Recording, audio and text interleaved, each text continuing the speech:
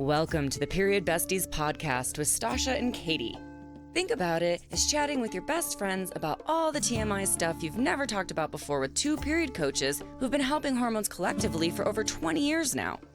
I'm Stasha. And I'm Katie, and we're pulling back the curtain on what it's like in the world of menstrual coaching. From puberty to menopause and everything in between, we're here to show you how period coaching can save the day.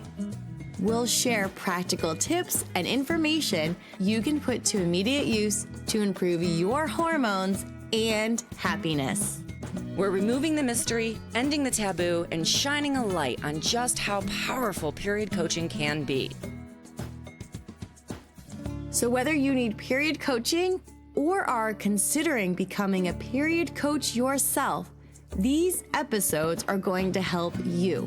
We'll share stories, coach live on air, and bring smart, savvy guests to share their wisdom too. Let's start today's episode. Oh my goodness, Stasha, I feel a little bit better going into this next phase of my life with perimenopause after this conversation that we had today.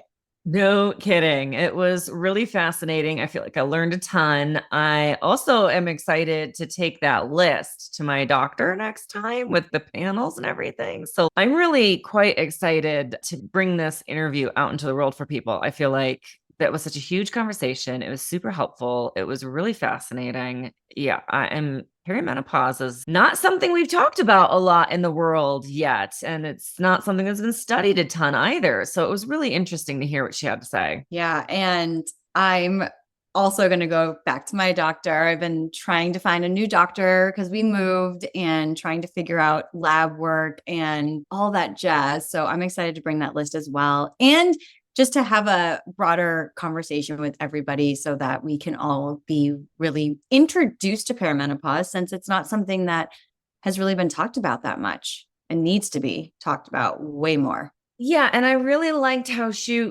also not just like explaining perimenopause, which, so spoiler alert, if you're in your 30s, you need to listen to this episode. And if you're older than your 30s, you definitely need to listen to this episode. But I also really liked how she sort of shared like the bookends, the puberty and the perimenopause. And I think if you are a parent and have a kid who's going to go through puberty, it could be helpful to listen to. And especially if you are managing both puberty in your house and perimenopause in your house at the same time, I think it's going to be a really extra interesting episode. 100%. And or if you just have young kids and you're trying not to rage all the time, we've got some things that can help support you with that. Well, I hope everyone listening enjoys this interview. This was really fascinating. Really love diving in on perimenopause. So without further ado, here is our interview. Hello, everybody. Welcome back to a new episode of Period Besties Podcast. We are so honored to have Dr. Mariza Snyder. Hopefully I said that correctly. Yes. We were just chatting about that beforehand. And we are going to talk all about perimenopause today. Something that all three of us are in that stage, I'm assuming. And I'm in it. Yeah, we're in it. So we're going to just be talking and walking us through things to notice about our bodies, our mood, how we can actually support ourselves. And for many of you listening, you might not even really know what perimenopause is. So we're going to really break that down for you today and walk you through that. So thank you so much for being here. We're so honored and excited to have this conversation. Yay, me too. So before we get started, we always like to ask people to share a little bit about themselves, like who you are, what you do, walk us through what got you started in this business. Absolutely. I'll be honest with you. I started having issues as a child. I had migraines, horrible migraines. And I remember going to every doctor, neurologist, name it. And the answer I got every single time was like, we're really sorry. There's nothing we can do for you. And they got worse once my period started.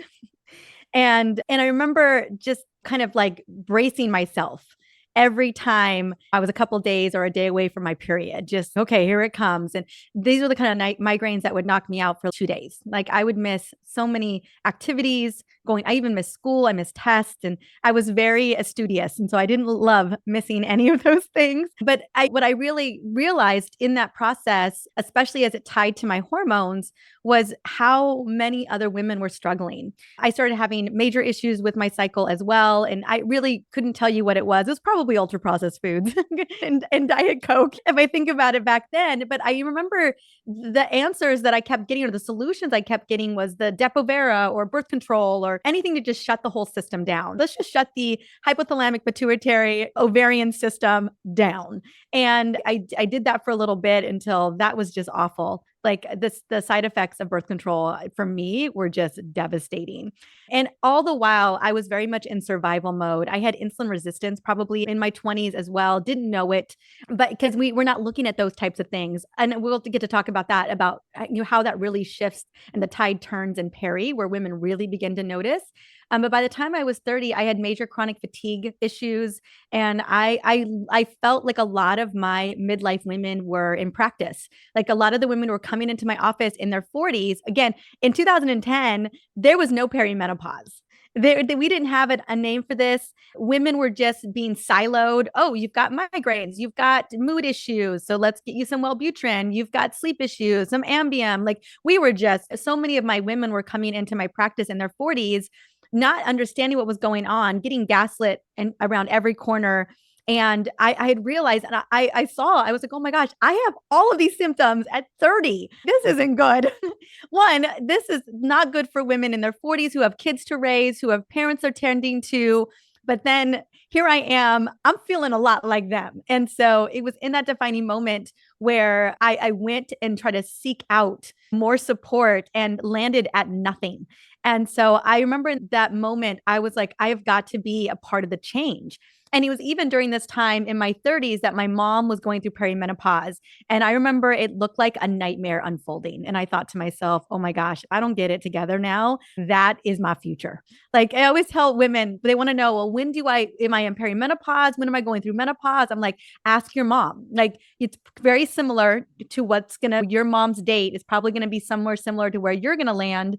And what breaks my heart is so many of the women I talk to, their moms have had hysterectomies. That was very much the play. Even we're talking 10, 20 years ago, that was very much the prescription for a lot of these symptoms.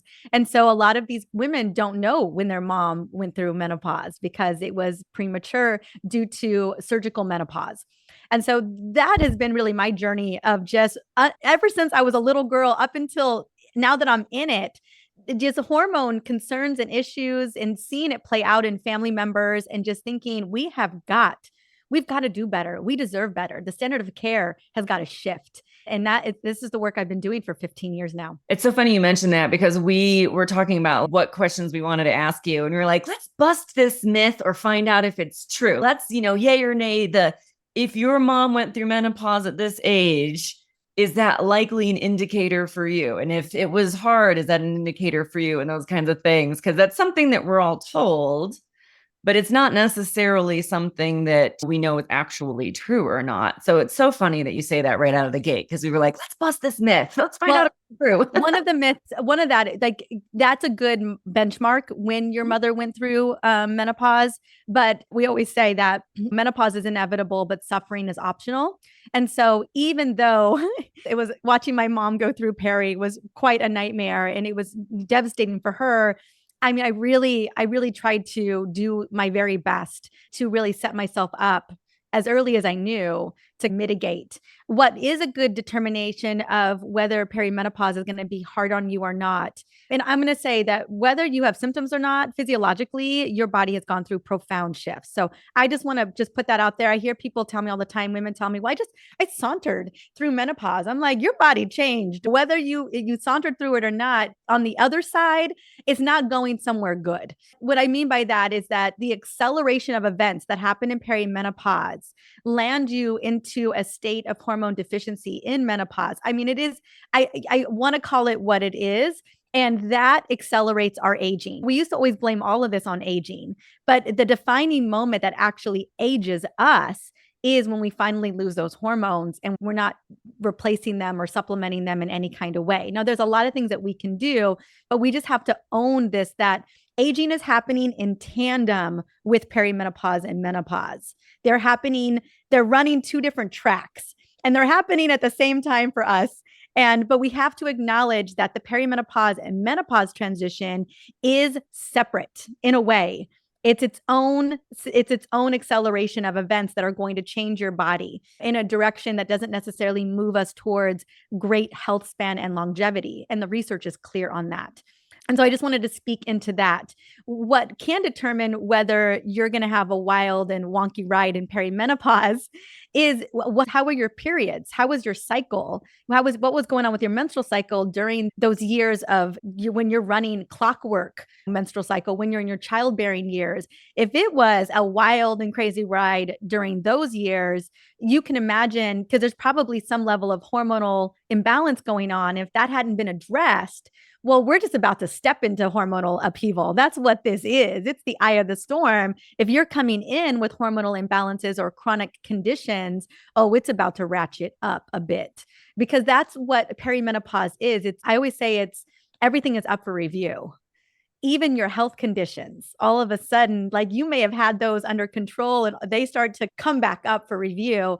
And so just note that so many of us are coming into perimenopause with other health issues, other health conditions that tend to get amplified during this transition. So start us off with just what is perimenopause, so that for anyone, I mean, it's a new thing. As you said, it really wasn't even a word 10 years ago. So a lot of people are just hearing it for the first time. So what is it? What does it feel like? What are signs that people could go, oh boy, that's that sign Dr. Mariza said about perimenopause. I just saw it.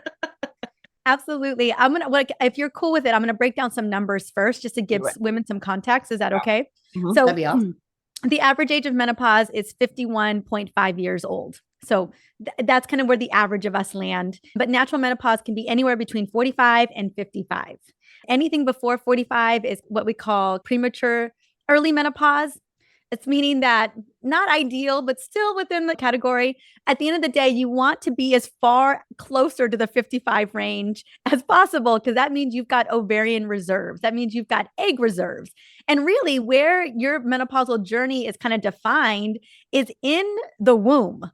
When you've got those number of eggs that are in your little body, when you're still in your mama's womb, that is the defining factor. Like how many eggs, how much supply do we have? Because based on the number of supply you've got, that's going to get you probably as far. And there are definitely determining factors that can bring perimenopause and menopause a little bit earlier. And I can get into that. But basically 45 to 55. And then perimenopause is the kickoff of your egg supply starting to dip, your HPO axis kind of going offline, and your ovaries basically retiring out. And so just like puberty, that ascension into basically the reproductive system coming online, like puberty is really like a 6 to 8 year journey, right? By the time things are really running, they're like a natural, consistent cycle. It's about 6 to 8 years in. And we always think about puberty being what it is. Like every parent knows about puberty, little girls going through it. And we just know that that's that defining time where the system is coming online.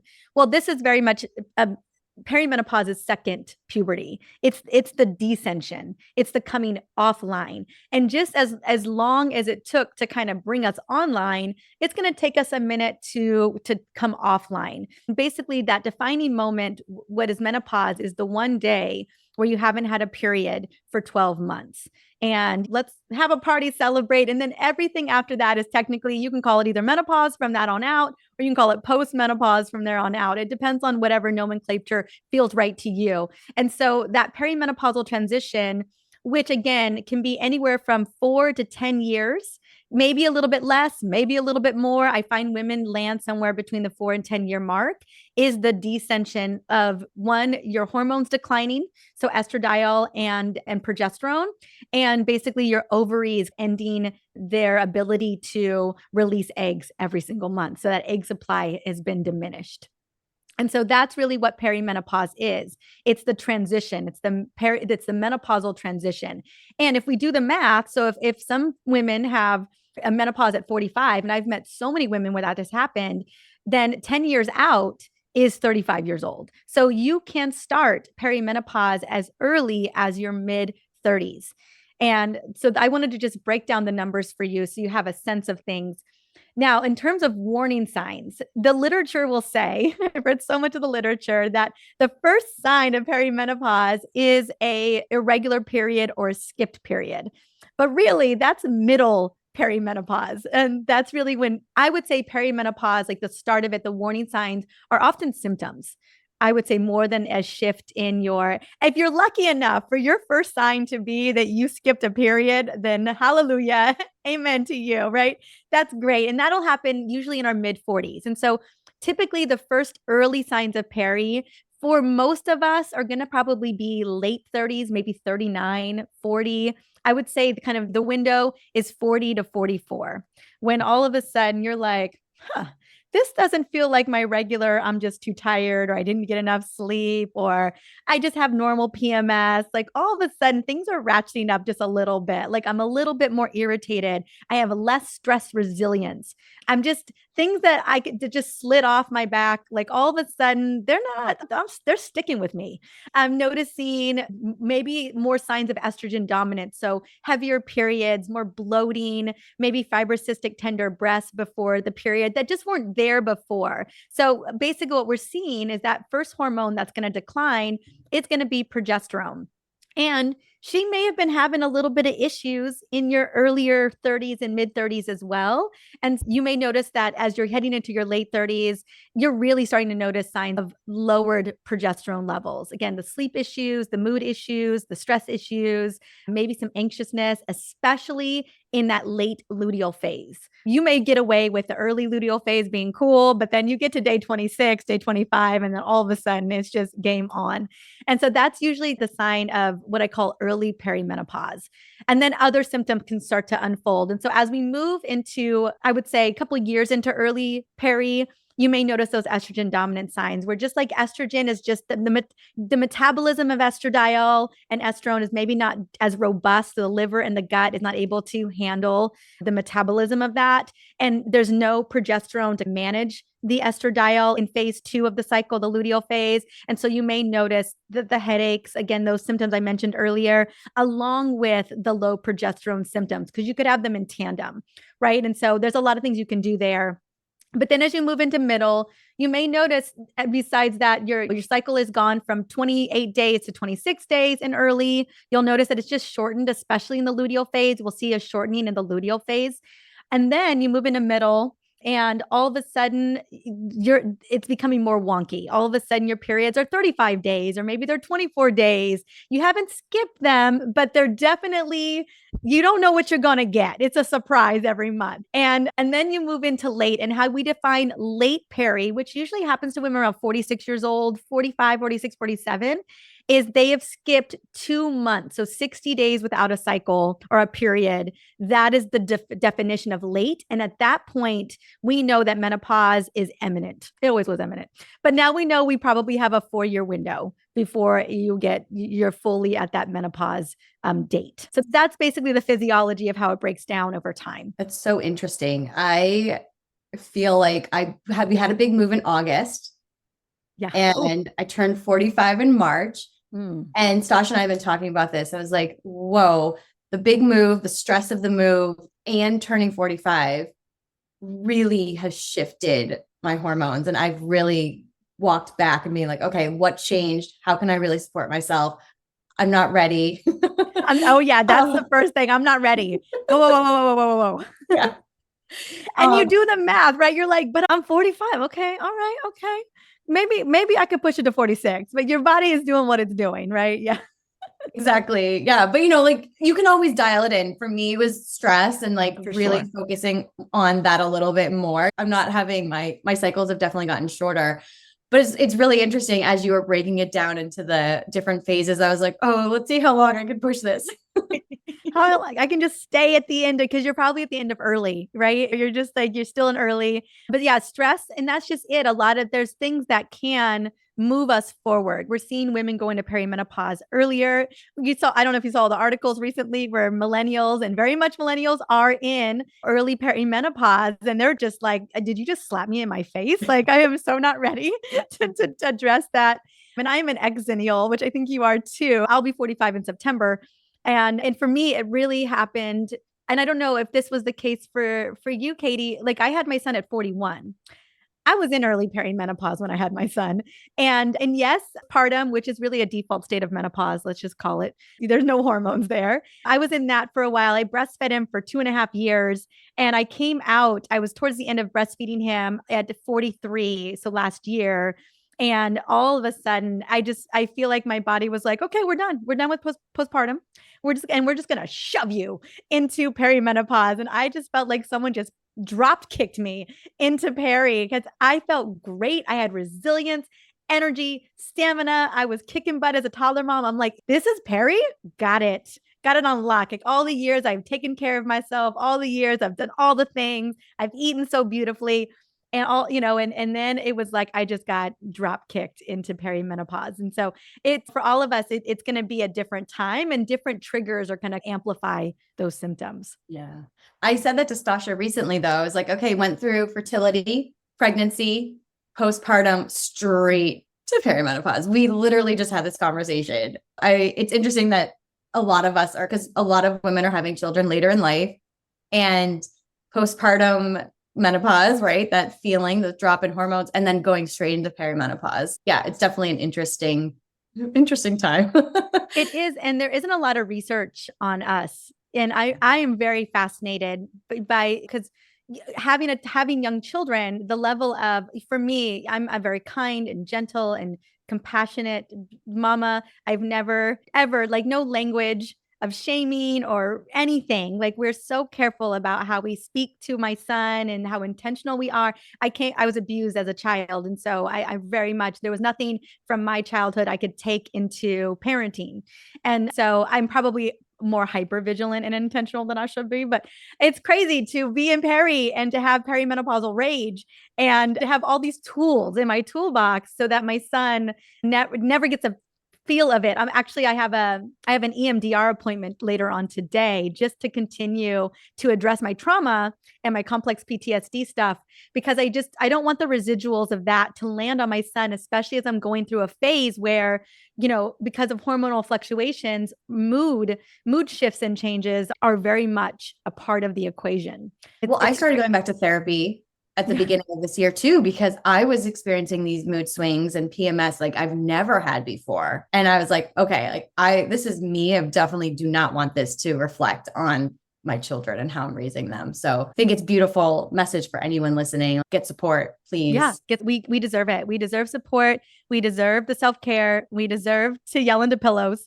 How do we move this energy so that it doesn't accidentally in a passive aggressive way land on our partners or our kids? Just like, how do we move it through? So I have all these strategies because for me, that was what happened to my mom. She had major mood changes and rage. I mean, she almost ran people over. Like she told me she wouldn't leave the house for the 4 days prior to her period in peri because she was so afraid she was going to accost people. So that's what I saw unfolding this night. My mom I could not control anything. Like I felt like I was out of control in my body. And so I thought, okay, good to know I'm looking out for that. And I don't think I've had any level of that extreme, but it's come in waves where I'm just like, whoa, who is this version of me that I want to make sure I'm managing and tending to in this journey? Well, I have a question on that then. So we kind of the signs and the symptoms, what are the consequences of the declining progesterone, the estradiol to our brain, our heart, our bones, things that we want to think about in terms of longevity and how the hormonal changes actually affect that? That's such a great question. One thing we should know is that hormones are a full body experience. They are fully systemic. They are not progesterone isn't just progestation. She's doing so much more than that. One, she acts as allopregnenolone in the brain to reduce inflammation. And one of the things that spurred off a lot of my perimenopausal symptoms is I had a brain injury last summer.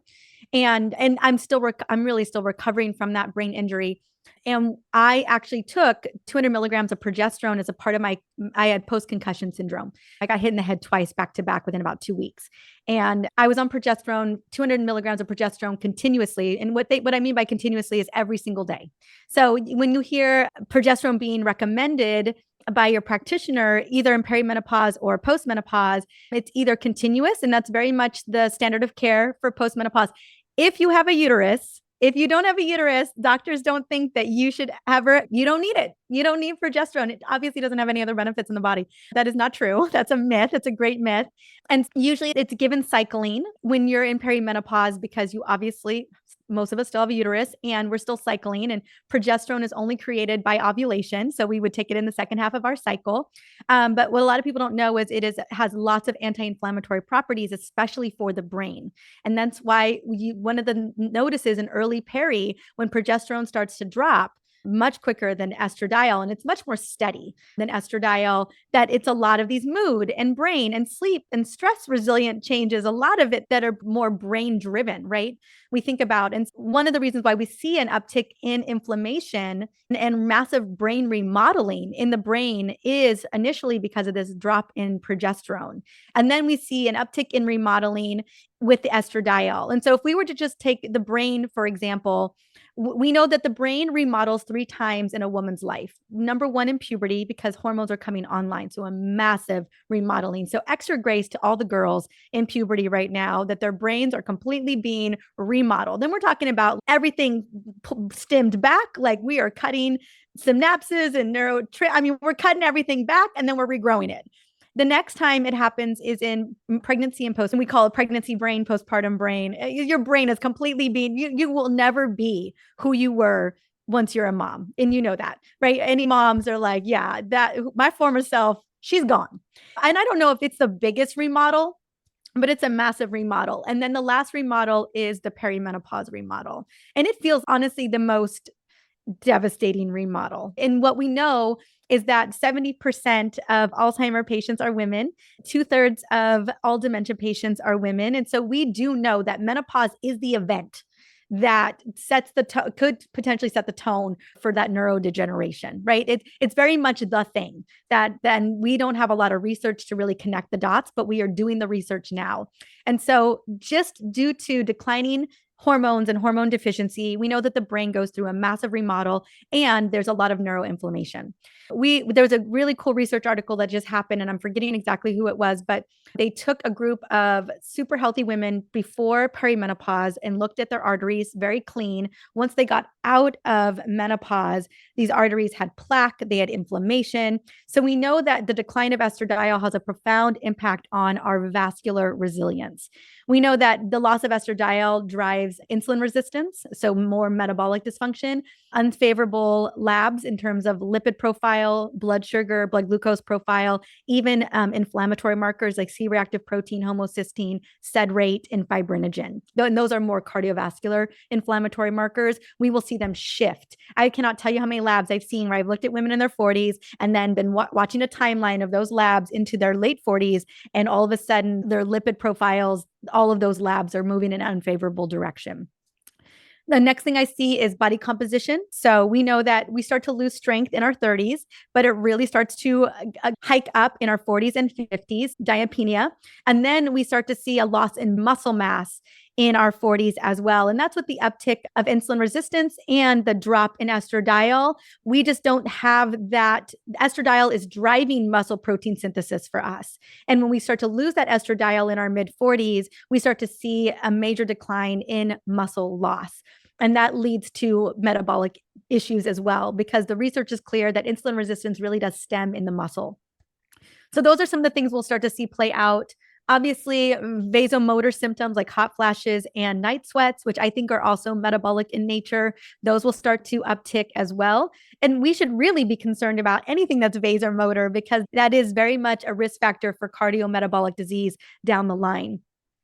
Other things I see is, again, we start to see major shifts in mood because of the brain. 70% of women will experience mood changes, depression, anxiety, mood swings, irritability in perimenopause, and it can continue into menopause. But where I'm mostly interested is in the big four, what I call the four horsemen, which is the cardio, metabolic, diabetes, a neurodegeneration, and then even the bone loss. So we stop laying down bone as effectively as we did due to the loss of estradiol. And then the last thing is the genital urinary symptoms, which 100% is going to happen to all of us if we don't have either vaginal estrogen or some kind of estrogen that's supporting us there. And that's going to be UTIs, vaginal dryness, painful sex, urge incontinence. That's all a part of the genital urinary system. So that almost 100% of us will experience those symptoms heading into menopause. And this is all due to the decline. And ultimately, once we're in menopause, yes, our adrenals make a little bit, but not enough to get the job done. And so I know that people speak into this, oh, but our adrenals are doing it. But honestly, are they? How many of us are completely exhausted and stressed out to the nine? I've in the thousands of labs that I've looked at diurnal cortisol levels for women, have I ever seen with a normal cortisol curve? And it's so rare that by the time we carry so much, by the time we're menopause, you're telling me that you haven't racked the hypothalamic pituitary adrenal axis, that we don't have deregulated cortisol levels? Like, what woman does not feel stressed? If 90% of all doctors' visits, people report stress, and women are carrying the mental bandwidth of everything. You're telling me that adrenals are going to be able to handle the ability to produce extra progesterone and estradiol? I think not. And so I would call it a deficiency by the time you're in menopause. And there's just profound implications, whether you have symptoms or not. Yeah, we were talking about all of this previously, and it's one thing after the other. It's, I'm more tired, which means it's harder to go work out, which means we lose more muscle mass. It's that slippery slope of one thing leads to the next, and it's really hard to pull yourself up and out of it. And at some point, it does feel a little bit like you're playing that willpower versus surrender game, where it's, I could go take a nap or I could go work out, but I can't do both. Totally. And your body is so your highest authority on that as well, right? Your body best. It is. And it's a slow decline. The reason why we blamed it on aging for so long is that it is a slow process. And as we all know, I think that the stats I want to share here is after menopause, although we live longer, so we have more longevity or more lifespan. So we live 4 to 6 years longer than men. We know that our health span, our quality of life is more diminished, right? 25% of our life is spent usually dealing with chronic conditions, and it's in postmenopause. And so we are living longer, but is it a better, more high vitality life? And unfortunately for many of us, it is not. And that's where a lot of the shifts and changes happen, that we really have the window. It's the perimenopause window. A lot of things are set in stone by the time we get to menopause. And when I think we all know, if the symptoms are the most predominant in the perimenopause transition, I feel like that's the time where we really get to tend to our bodies as we are declining. And really right now, there's a lot of thought. The standard of care around hormone replacement therapy is that a lot of doctors still believe that we should wait until women are in menopause. 1 full year, no hormones, then we should do something about it. But my argument is, why would we ever wait? Right. Why would we wait until we're at full out deficiency? On a side note, I have an autoimmune condition. I have Hashimoto's thyroiditis, and it has a lot to do with all my trauma and all the things that just spiraled out of control into my mid-30s. And I take Armour thyroid. So I take a desiccated thyroid. I take it every day. And my thyroid levels are stellar, but I need it. And my autoimmune condition is fully in remission. But at the end of the day, that's something I need. And a doctor would never wait until I was at 000 T3, T4 to be like, okay, now we can finally give her some thyroid hormone. Like, we would never do that. We wouldn't do that with adrenal. We would never do that with the thyroid. There's so many hormones we would never wait to give women. And so why is it that we are waiting until they are in menopause, till they are fully, completely at a level of deficiency that's having a profound impact on the heart, the brain, the bones, the whole entire body, the metabolic system? that we would even start then. And so the argument is being made right now that I'm really hoping to continue to champion is that we should be really considering hormones in perimenopause, especially late perimenopause. And so for those who can take them. Yeah, I would love to have you chat on that subject because HRT gets a really bad rap as being like cancer causing and all of these other things. But the more I read, the more studies I see coming out, it seems that it's actually a little bit protective of that. I have this conversation, I feel like a lot, where it's like, oh, but I'm never going to do HRT because it's terrible for you. And I'm like, I don't know if it's true, though. It's the big myth. Yeah, it's one of the big myths. There's so many big myths. A big myth of menopause is it's just hot flashes and night sweats. That's a big myth. That it's just as it's defined as one day, menopause is this continuum. Yeah. Perimenopause is a continuum of the menopause experience, and that menopause is just natural, and that we get to just endure it, and that we go into the next phase. And I think an example. I just want to break it down. We have all heard that the menstrual cycle is the 5th vital sign. Have you guys heard that? And that has been very clear. Is that it's an indicator, just pulse and blood pressure and temperature, body temperature, that is an indicator of our overall health. And I would argue that for women, it definitely reigns queen as one of the most viable, most important, because what's going on with your menstrual cycle is an indicator of other hormones, thyroid hormone, cortisol. It's an indicator of insulin resistance, metabolic, what's going on with your metabolism. The body isn't a viable vessel if our metabolic health isn't in good state, if our cellular metabolism isn't where it needs to be, or our mitochondria aren't working at proper efficiency, we probably can't make babies. And so it's a good indicator that something needs to be checked out in the body.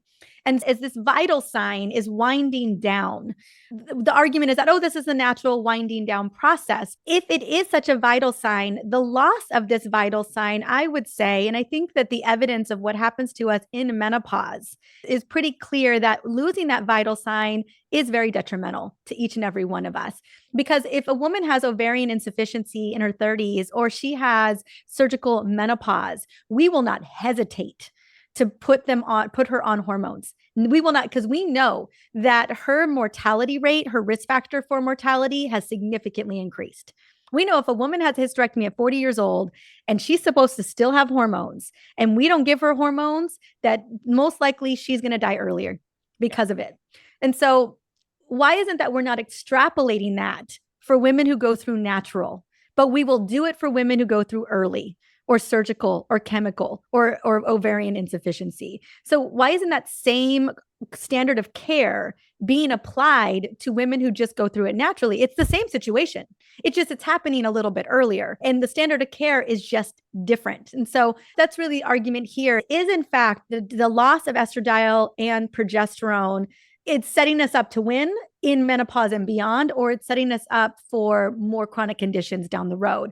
And if the latter is the case, that losing these hormones, no matter when we do, whether it's 50 or 40 or 45, it doesn't matter, that at the result of the loss of those hormones is not necessarily taking us somewhere good. And that we should be supplementing them to some degree. And so that is really the argument. Unfortunately, the Women's Health Initiative happened in 2000 and 2002. And there were some major kind of accusations or some major statements made about hormones, which we now know have been rescinded.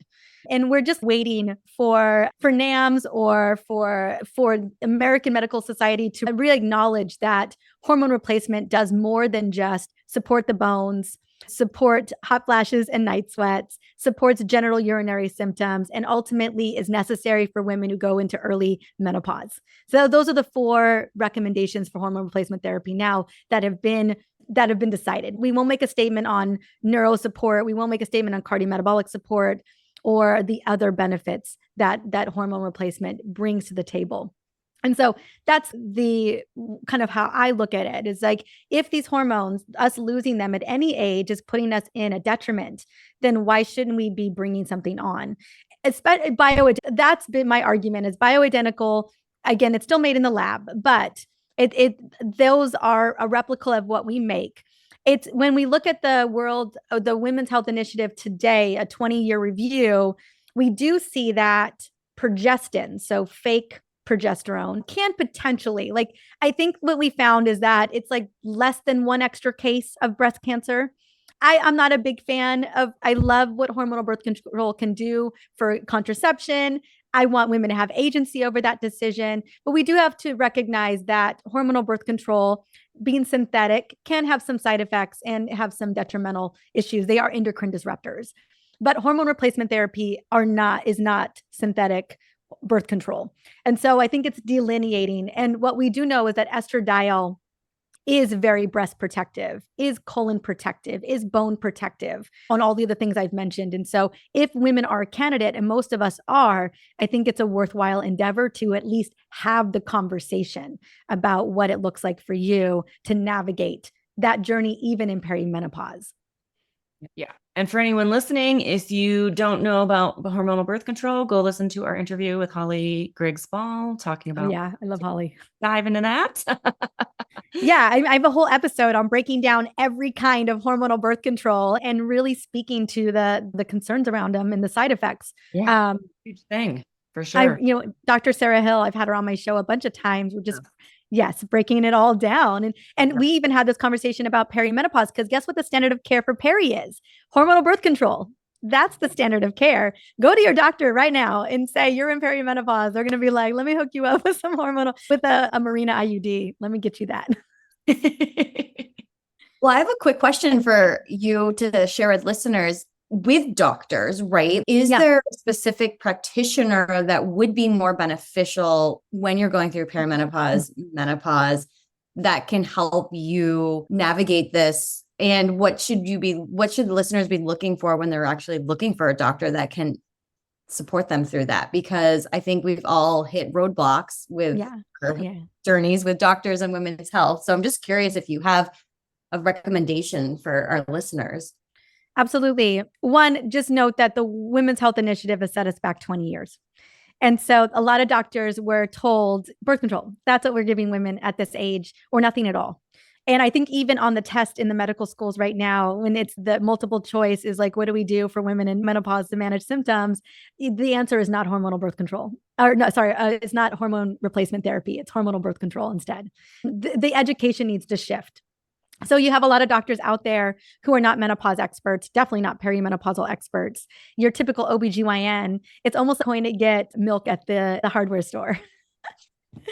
You're not going to find it there. They're not menopause experts. And it's not, and all the love and extra grace to our OBGYNs in the sense that they just didn't get educated. There was no education. They do babies, they do surgery.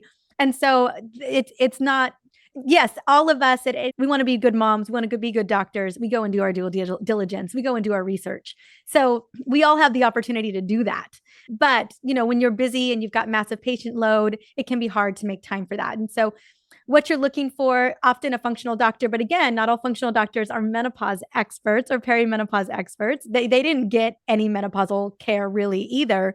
And what I would do is in your local area is talk to your compounding doctor.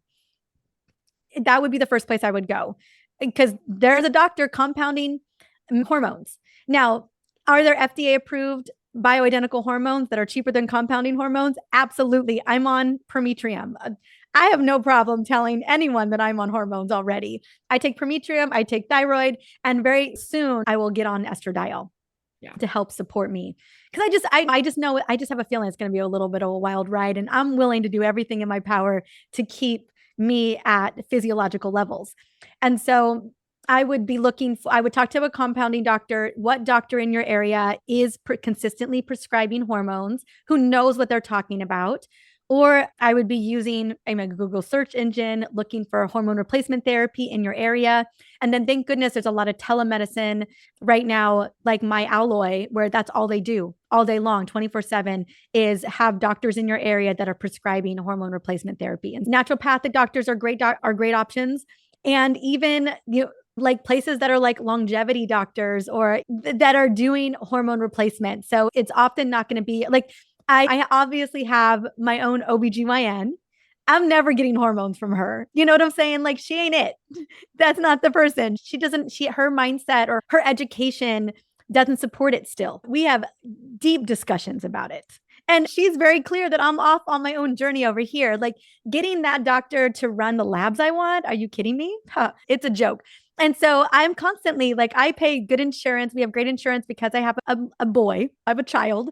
So we have an amazing insurance. And so I run a lot of labs through my typical insurance. And then I also run full functional labs through myself, right? Because I order labs for patients all the time. But I'm like, let me put my insurance money to work. And it's so funny, the conversations we have around what labs are even allowed to run for me. If I want an ApoB, I have to run that myself. If I want homocysteine, because you have no indicators. I have no reason. No one's going to let me run these for you. You don't have the labs to back it up. You don't have bad LDLs. You don't have bad triglycerides. I have a chef's kiss of metabolic labs. And so you don't give me reason to do this. But these are the things that we want to know early in. So we have a timeline. So again, your typical primary or OBGYN, unless they are menopause experts, will probably not get you hormone replacement therapy. So those would be the ways that I would look it up. Compounding doctors, Google, even Instagram, finding maybe a doctor local in your area. Instagram is I feel like a new Google search. And then going to telemedicine. I'm going to chime in and say, oftentimes your Planned Parenthoods have young doctors who have a lot more knowledge. So if you have a Planned Parenthood in your area, like I could get a private OBGYN through my insurance right now, but I go to Planned Parenthood because they just are more advanced and in tune with more current research, at least in my area that I found. But I also have a really good doctor. I went to her and I was like, either my thyroid is crashing again or my progesterone sucks. So we need both. Blood. It could be a yes and, right? Right. And she was like, okay, what's going on? And I told her what my symptoms were. And I was like, they're basically a perfect circle of those two things. So I'm not quite sure which one or both or whatever is happening. And she's like, all right, let's just start the blood work. Let's get it done. It was really like, she's very good about doing that kind of stuff, but she's younger as well. She's a younger doctor as a primary care doctor or general practitioner. Yeah. So that was a very lucky part for me just to stumble upon a good doctor in that way. But then also I'm a huge Planned Parenthood advocate. Me too. And there's a lot of ways. And I, like I said, we're just at a point where all of a sudden this is being talked about. This is being acknowledged. Doctors are seeing it too. So they're willing to step up their knowledge. But we have to understand that knowledge gap is so massive. And it's going to take, I'm going to say we're going to be in this hole for at least another decade. Oh yeah, easily. But it breaks my heart to say that we just have to be just powerful advocates for ourselves. I'm constantly, as much as I know, I can order my own labs. Like part of me last year, I remember going to my doctor because I was dealing with, we had mold in our house. We just got through a mold remediation. So I was dealing with mold symptoms I didn't know were there. I thought it was my thyroid, and it reactivated my Hajis. And I remember going to her at the end of the year and I just felt so awful. I was like, I don't know what's going on. This has been your situation all year long. And she really put the onus on me. She was trying to make me feel bad about my having symptoms that she had no answers for, by the way, none. And I am, I'm just trying to peel the pieces back, peel the onion back. I think it was 7 times I ran labs last year in 23. And I was like, just run the labs. I just was gritting my teeth. I was like, you have no answers for me, by the way. You have nothing. Just run my labs. Let me look at what's going on. Let me take a look at what's happening with me. I'm just here for you to just check the box. And if you're not willing to do it, I'll just go do it myself. It was very much, she was just like, man, this has been your problem. That kind of sucks for you. And I got nothing for you. And it just was, I remember just thinking, this ain't it. This is run my labs and get out of my life. And it's a lot of what we get is like we're getting blamed for our own symptoms. And so I just extra grace to every woman who has to go and advocate for themselves and really demand what they need in terms of looking at all of this. Is it my thyroid? Is it progesterone levels? Are they even testing me on the right day for my progesterone? Is she running the full panel for thyroid? Like one of the things we see in perimenopause, again, because it tends to be an inflammatory state, is a massive uptick in autoimmunity. Mm-hmm. And women, and again, low thyroid function looks a lot like perimenopause. They run in tandem. And perimenopause could be the reason why your thyroid isn't properly working. And, really doing that deep dive. I always tell women it's starting as early as your mid 30s, start running those running the full lab spectrum and have a timeline so that we can look at everything. Ideally would love to look at 5 years out about what has been happening with your body, your triglyceride levels, your fasting insulin, your cortisol. I want to see everything across the board, so I have a good sense of what's been going on with you over the course of years. Because once we get into perimenopause, it's a moving target. A lot of doctors will tell you it's a fool's errand to run your hormones in peri because they're so crazy. But we can still get a sense of things. So I'm a big fan of test, don't guess. Yeah. Symptoms can absolutely direct care too, but I would love labs. I would love both. I think the way that I make a global comprehensive plan for my women is I want symptoms, health history, desires and goals, and I want all the labs. So I want to take all of that into account before I create a plan. Yeah. So on a like taking your initiative back, can you give us 3 easy tips that we can do to just help our health, our metabolic health, all of those good things in perimenopause and beyond? Yes. Number 1, if I haven't been super clear, run those labs. Let's just know, are we dealing with anything else? Let's rule some stuff out, right? Just to make sure your thyroid is great. Your adrenals are your cortisol levels are great. Let's just make sure your fasting insulin's okay. No insulin resistance. Like I want to just make sure we're good to go because that's going to direct care. 1, boundaries. Boundaries. Just put the walls because, oh goodness, we so desperately need them. So boundaries, a mindset that I promise you're going to be okay. Like a mindset of you got this, you have agency, you are your ultimate authority. Just knowing that, I think those are important. So boundary and mindset, I think is really good. Have a vision for how you want to feel, who you want to be. I think it's so important that kind of guides you as a North Star. 1, walk outside, be outside as much as possible. We are really just sophisticated plants that our mitochondria so desperately want to be outside, our poor little mitochondria. Ideally, if you can get outside in the morning, that would be great.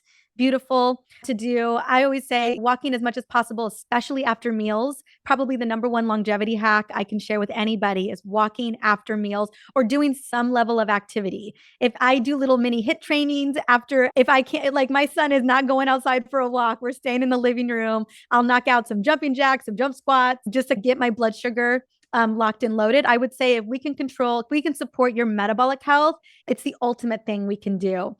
And then the other thing I would recommend is, I would say stress is such a big player here, right? And I know it's not sexy. Everyone's like, yeah, right? And I would say walking outside is the ticket. For me, I do a lot of breath work. I do a lot of somatic work to really manage my energy, manage my stress levels. Coming from a place of a lot of trauma, my system's just very vigilant. And so I do either breath work or meditation, or I'm walking. I'm listening to romantic books right now. That's really helpful for me. I have a lot of book boyfriends, and so that's helpful. And then the other thing I would say is with your food, I would say nutrition is such a big player here too, is that making it metabolically healthy. And so a big part of what I talk about is making sure that you're getting your protein. So we don't want to lose that muscle at this age, that you've got a lot of fiber and fermented foods. Your gut microbiome is a major player here. Even with hormone replacement therapy, if your liver and gut are not optimized, we're putting exogenous hormones in the system. We want to make sure that we're metabolizing them and moving them through. So gut and liver, so important. So lots of fiber. I sprinkled chia seeds and basil seeds on pretty much everything in my house. If I can do it, I do it. So just upping our fiber intake, and then healthy fats, like those, making sure that every meal is that we cook pretty much everything in my house at this point. We have metabolically healthy breakfasts and we set the tone for the rest of the day. I would say nutrition is a big foundational piece, and just moving you're moving your body in a way that feels good to you. I think resistance training is really helpful as well, but just do what feels good, right? I would say those are my non-negotiables. And again, get those labs checked. See if you need to start integrating hormones in. See if you need to bring in and cycle progesterone in that early part of your phase, if that helps with your sleep, if it helps with your stress, if it helps with your anxiousness. Those would be the kind of things that I would start in the beginning of my perimenopausal journey. Nice. Yeah. I heard a lot of personal things that you're doing. Is there anything else that you do to support your health? Any other non-negotiables that Besties in real time. Besties in real time. Yeah, I get together with girlfriends every week. I am voice memoing girlfriends every day. Often it's about their hormones. Like everyone knows they can come to me. So I get voice memoing, spending time with your best friends. Like this is time. I know so often we feel so isolated in this journey. We really do feel like we're alone. And it feels so lonely to have all these symptoms happen to you without permission. Because I didn't ask for this. And so having your friends in that you can see, that you can spend time with, that you can hug, that you can memo, I think is probably one of the biggest non-negotiables. Like this is a time for community, book clubs, breathwork sessions together, facilitated, whatever it is. I'm going to cacao sound bath this week. And also consider therapy. Consider somatic-based, trauma-based therapy where if you find that trauma and a lot of that stuff is coming up for review as well, like you deserve support, you deserve help as we navigate. A lot of divorce happens at this time. I'm just going to call it, especially with young children. You throw young children, perimenopause, and a relationship all at the same time. Like we see a major uptick in that. We also see a major uptick in women leaving the workspace because it's just too much for them to manage. And so just something to consider as well, like getting that level of support that you deserve, because you really do. You deserve it. You deserve to feel good in your body. You deserve to have peace and joy, and you deserve to thrive. I want peace and energy. I want to feel good in my body, and I want enough energy to chase my toddler around or to be able to pick him up off the floor when he's running a fever. Those are the things that I desire. And I know that a lot of the things that I do every day, non-negotiable or weekly, are what's moving me closer to that. That's such a beautiful way to end our conversation. I think it's so helpful to give permission to people to do things to take care of themselves, because oftentimes we don't think about taking care of ourselves first. We're taking care of everybody else around us. So I love that. Thank you. Yeah. How can people find you? Where can people find you? And I know you have a free gift for everybody too. I do. So working on Instagram. So Dr. Mariza, DrMariza. Lots of perimenopausal content. Some of it will make you giggle. Some of it will make you be like, really? This is happening to me? I have a podcast called Energize with Dr. Mariza. So I just want to embody what so many of us want more of. And then I believe the free gift, I have a couple different free gifts. So if you, is it the blood sugar hacks? Is it the metabolic assessment guide, functional lab ranges, which I think is perfect. So that guide not only is going to walk you through questions around your metabolic health, but labs to run, ranges to be looking at, and even because again, body composition changes. You may not gain any weight, and all of a sudden you got belly fat. You're just like, what just happened to me? And so looking at all of those measurements to get a sense of things, if we can keep our metabolic health dialed through this beautiful transition, we win the game. We win the game. This will just be a great, because a lot of your doctors are probably not looking at any of this yet, because until you've got prediabetes, like they're just like, they're not really paying attention. So it's important for us to have that agency over our own bodies and to know where we're at. I think that empowers us. Yeah. I'm looking forward to downloading it and taking it with me to my next OBGYN appointment and just being like, here we go. I would like these, please. I would love these. And in my show, I do that a lot. Is I share the labs. I speak with because I know women are just like, what's the list? Give me the list. Yeah. And I'm not going to lie. Some of those, your doctor will probably be like, oh, I'm not going to run these, but do your best to get to just say, hey, I have a history of heart disease, or there's a history of diabetes in my family. I just would love to know sooner than later. And so those are the kind of things you can say, just speak to why that matters to you. My sister had a stroke last year. She's younger than me. And so that's a reason for me to want to run these labs. If you've got a younger sister who's having major cardiovascular problems. So those kind of things will get you to get the labs that you deserve. Yeah, that's a great tip right there. Thank you. All right. Shall we run through the rapid round? So we love to wrap up the episodes with 12 rapid answer questions. Just go with your gut, go with your intuition. First My deep woman's intuition. That's right. That's right. First answer, best answer. I love it. All right. I'm going to kick us off with what's your biggest craving? Oh gosh. Matcha lattes. I love matcha. Obsessed.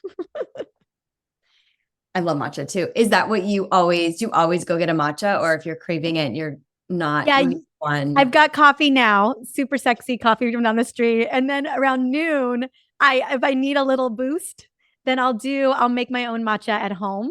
I do an iced matcha, blend it up with unsweetened almond milk, and I grab it and then I take a walk. Love it. What's your favorite way to move? Walking. What's the number one self-care that you do when you're stressing? Ooh, I would say breath work in my sauna. Nice. It's the crucible. I love it. What music do you listen to when you're working? Ooh, I love Beyonce, Aretha Franklin, Leon Bridges. I just love soul music, soul and pop music, but the Queen Bee, like you can never go wrong.